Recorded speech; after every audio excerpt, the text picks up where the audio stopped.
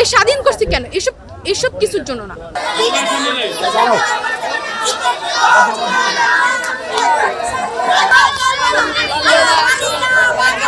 একজন স্টুডেন্ট, আমি প্রতিনিয়ত এখানে যাচ্ছি আসছি। ওনারা যারা এইসব মানে কর্মকাণ্ডে লিপ্ত, ওরা আমার মানে সিনিয়র ভাই বোনেরাই করে এইসব কাজ। আমার কথা হলো আমি ওনাদের থেকে কি শিখছি। আমার ছোট বোন আমাকে কোয়েশ্চেন করে, আচ্ছা ওরা এরকম কেন করছে, আমি ওকে আনসার দিতে পারছি না। ওরা কি শিখবে এটা থেকে? সেকেন্ড অফ, তারা অযুক্তিবাদী কথা নিয়ে কিছুদিন পর পর আন্দোলন করছে।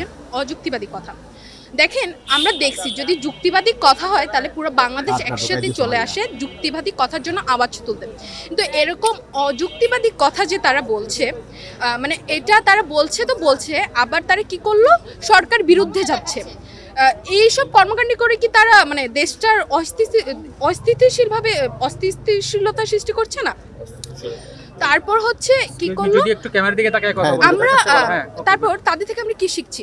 তারা বড়দেরকে সম্মান করতে জানে না। আমরা ছোটবেলা থেকে কি শিখেছি যে যখন ছোটরা ভুল করবে বড়রা শুধরিবে, সেই জায়গায় তারা কি করলো, বড়দেরকে অসম্মান করলো, প্লাস এইটা নিয়ে আবার বড় গলায় কথা বলছে।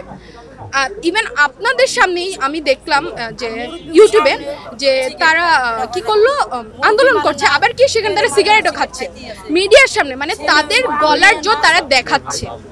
আমরা কি শিখছি?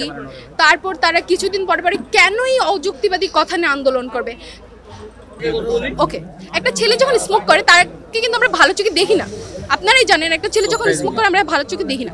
আর সে জায়গায় একটা নারী, আমাদের দেশটা কিন্তু ইসলামিক কান্ট্রি, সেখানে এরকম করাটা তাদের উচিতই না।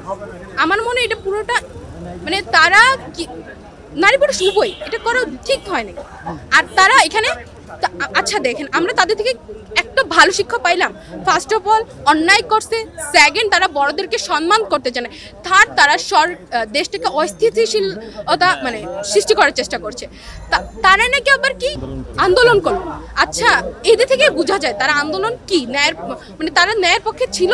আমার তো মনে হয় না। তারা কি আন্দোলন করে দেশ সৃষ্টি করছে? তারা এভাবে সিগারেট খাওয়ার জন্য তারা এটা সৃষ্টি করছে। আমরা কেন আন্দোলন করছি? দেশটাকে ঠিক করার জন্য, সুন্দর করার জন্য। এসব দেশ স্বাধীন করছি কেন, এসব কিছুর জন্য না।